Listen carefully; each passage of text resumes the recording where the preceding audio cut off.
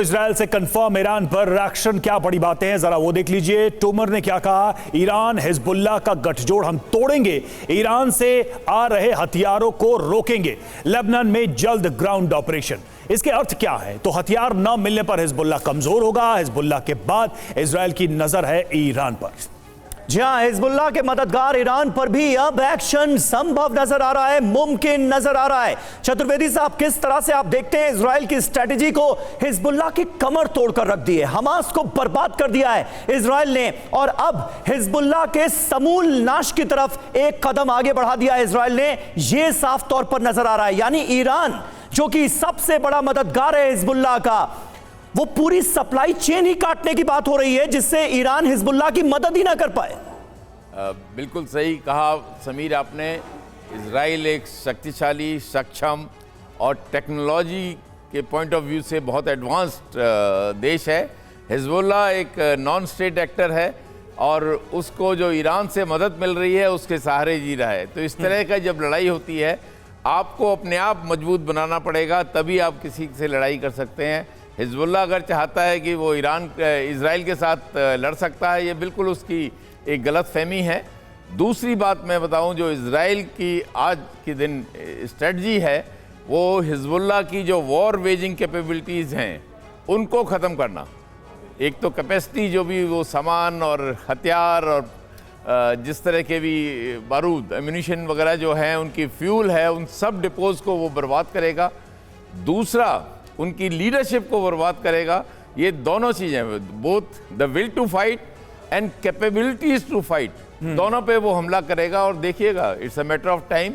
अभी उसको 1 साल का पूरा समय मिल चुका है तकरीबन, और वो अच्छी तरह से तैयारी करके गाज़ा में ज़रूर वो ही विल नॉट बी सो इतना ऑफेंसिव अब नहीं होगा, धीरे धीरे वहाँ पे होल्डिंग करेगा। गाज़ा वैसे भी तकरीबन अभी ज़्यादा, वहाँ पे अगर कहा जाए कि हमास बहुत पावरफुल है तो वो ऐसा नहीं है। अच्छा। लेकिन अब उसका पूरा केंद्र बिंदु जो बना हुआ है वो टोटल हिजबुल्लाह है, और हिजबुल्लाह की लीडरशिप को ख़त्म, that be the first aim, and second, इनको जिंदगी भर के लिए बर्बाद करके छोड़ेगा। बिल्कुल, लग तो यही रहा है, इस बात के आसार तो सीधे तौर पर नजर आ रहे हैं। जो टॉप लीडरशिप है उसका खात्मा किया जा रहा है चुन चुनकर, और नसरल्लाह को भी सीधे तौर पर धमकी दे चुका है। इजराइल की अगली बारी जो है वो नसरल्लाह की है। वहीं लेबनान में भीषण बमबारी का एक और वीडियो हम आपको अब दिखाने जा रहे हैं। इजरायली एयरफोर्स ने यहां बॉम्ब गिराए, हिजबुल्लाह के ठिकानों को चुन चुन कर बनाया गया है निशाना।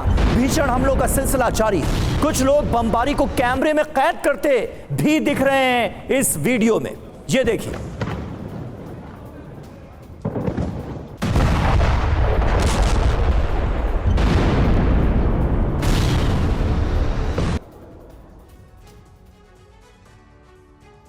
अगली बड़ी खबर, लेबनान में भीषण हमलों के बीच पलायन जारी है। एक अलग तस्वीर निकलकर सामने आ रही है। 31,000 लोगों का सीरिया की तरफ पलायन। जी हां, पिछले 2 दिनों में सबसे ज्यादा पलायन हुआ है, और जंग की आशंका के बीच लोग अपना घर छोड़कर जा रहे हैं। ये एक नई समस्या अब देखने को मिल रही है तमाम पड़ोसी मुल्कों में भी। निनाज सर, हम समझना चाहेंगे ये जो अब समस्या आने वाली है पलायन की, हमें याद है कि गाजा में जब हमले हुए थे तो किस तरह से लोगों के लिए मुश्किल हो गई थी, क्योंकि सीरिया ने इजिप्ट ने अपना बॉर्डर बंद कर दिया था और एक तरीके से वहां सफोकेशन क्रिएट हो गया था। यहां पर अब बड़ी संख्या में लोग मूव कर रहे हैं। ये कितनी बड़ी समस्या होने वाली है आसपास के मुल्कों के लिए? अरब नेशंस के लिए बड़ा सिंपल चॉइस है। वो नहीं चाहते कि बाहर के शरणार्थी, वो हमेशा चाहते कि वेस्ट उनका शरणार्थी ले। मुझको लगता है कि सीरिया को वो बॉर्डर खुला रखेगी, क्योंकि सीरिया के पास और कोई ऑप्शन नहीं है। 3 चीज़ें इसमें ज़रूरी ये है कि पहली बात, अगर आप देखें इस ऑपरेशन में जो इजराइल कर रहा है उसके 3 मकसद हैं। पहला, वो बता रहा है हमास को और हिजबुल्लाह को कि ये जो ईरान की गारंटी लेके आप बैठे हो वो एम्प्टी गारंटी है, ईरान की औकात नहीं है कि हमें रोक पाए। ये बहुत बड़ा पॉलिटिकल मैसेज है। दूसरा पॉलिटिकल मैसेज, अमेरिका में वो हैरिस को देना चाहते हैं कि आपको अब एक साइड लेनी पड़ेगी। अब अभी तक कमला हैरिस ने साइड नहीं ली है इजराइल की, पर जिस तरीके से हमास को वो इस हिजबुल्लाह पे अटैक करें तो अमेरिकी पॉलिटिक्स बहुत ज़रूरी एक हिस्सा है, अमेरिकी गारंटी एक बहुत ज़रूरी गारंटी है इजराइल के लिए, तो वो इसीलिए कर रहे हैं कि कमला हैरिस को स्टैंड ले इसके ऊपर।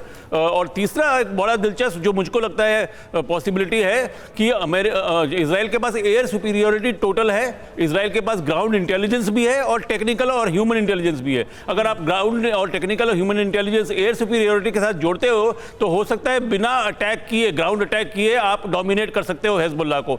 तो अगला फेज जो है एयर स्ट्राइक्स का बढ़ेंगी, मिसाइल स्ट्राइक्स बढ़ेंगी, प्रिसिशन स्ट्राइक्स बढ़ेंगी। मुझको लगता नहीं है कि एक ग्राउंड ऑफेंसिव अभी आने वाला है। ठीक है, और इस बीच देखिए जो अहम खबर सामने आ रही है वो ये कि लेबनान में ग्राउंड ऑपरेशन की भी तैयारी हो रही है। आईडीएफ का ग्राउंड ऑपरेशन जल्द शुरू हो सकता है, इसके आसार बढ़ते नजर आ रहे हैं। ड्रिल पूरी हो गई है। लेबनान बॉर्डर पर 7वीं ब्रिगेड का युद्धाभ्यास चल रहा था। हिजबुल्लाह के खात्मे के लिए ट्रेनिंग पूरी कर ली गई है, यानी वॉर ड्रिल कंप्लीट हो गई है। लगातार इस बात के आसार अब बढ़ते नजर आ रहे हैं कि किसी भी वक्त इजराइल का लेबनान के अंदर ग्राउंड ऑपरेशन शुरू हो सकता है। यह संभव है, मुमकिन है।